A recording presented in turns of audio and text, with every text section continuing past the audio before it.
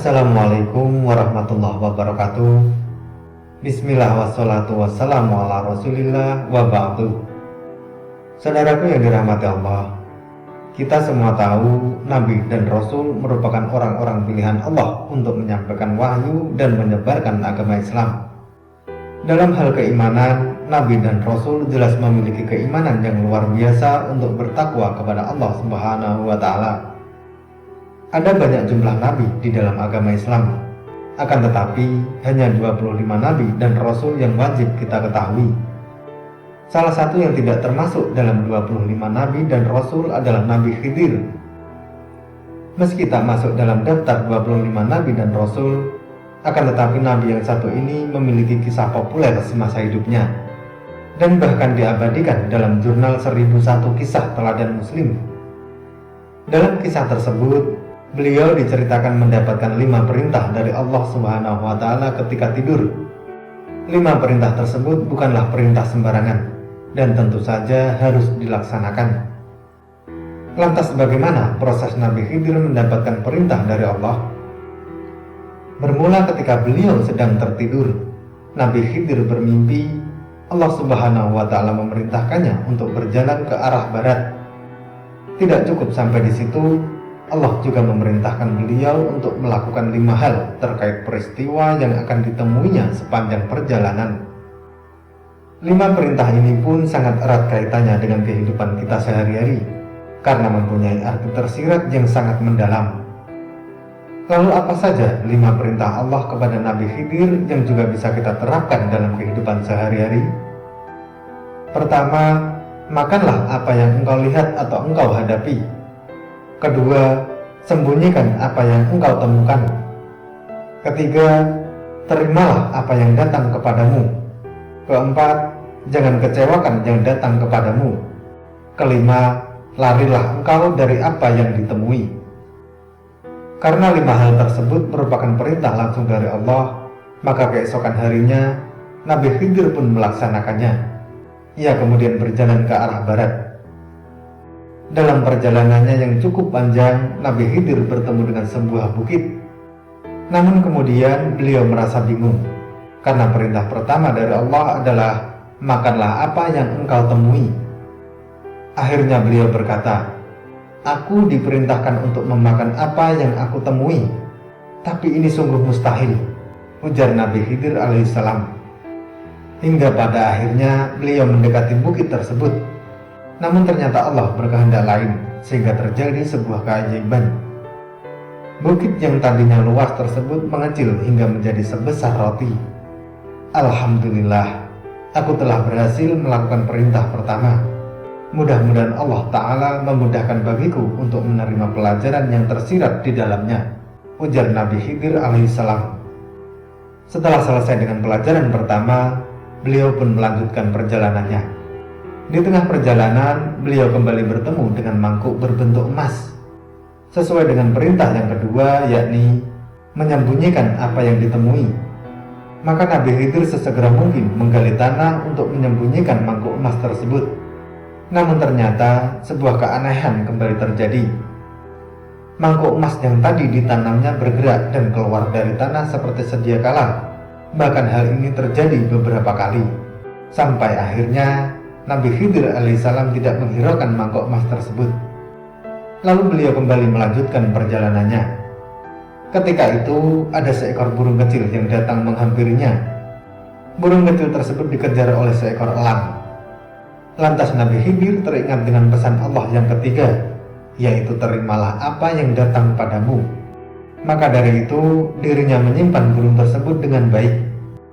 Namun tak lama setelah itu ada seekor elang yang kelaparan. Si elang tersebut bertanya, apakah Tuhan melihat seekor burung yang tengah berlari? Aku didera lapar.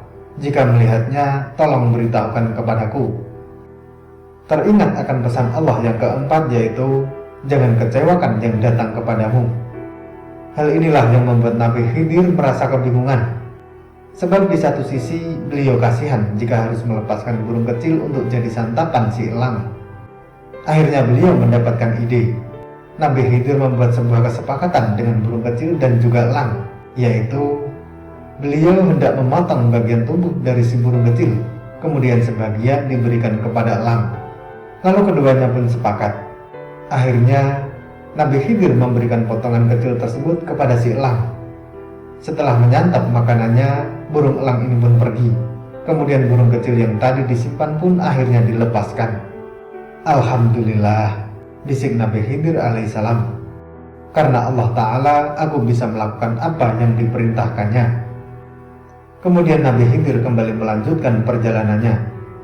Di tengah perjalanan itu, beliau bertemu dengan seonggok bangkai.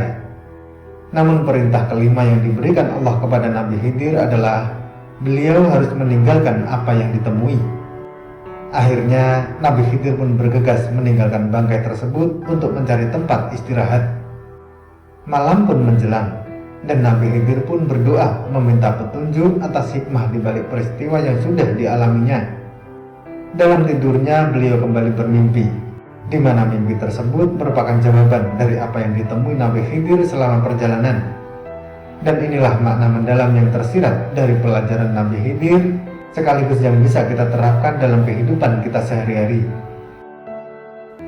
Pertama, yang diperintahkan untuk dimakan adalah marah. Mula-mulanya terlihat besar, tapi jika bersabar, mengawal, dan menahannya, maka kemarahan itu semakin kecil dan akan semakin menghilang. Pelajaran yang kedua adalah mangkuk emas yang terus muncul meski sudah dipendam.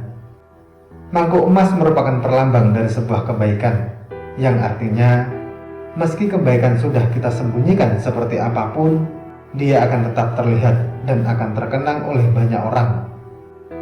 Lalu pelajaran yang ketiga adalah burung kecil yang harus dilindungi.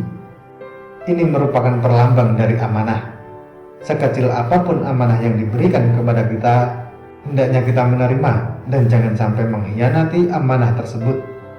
Karena dengan amanah inilah yang akan membuat orang lain mempercayai kita. Dan kita semua tahu, kepercayaan merupakan harga termahal yang ada pada diri seseorang.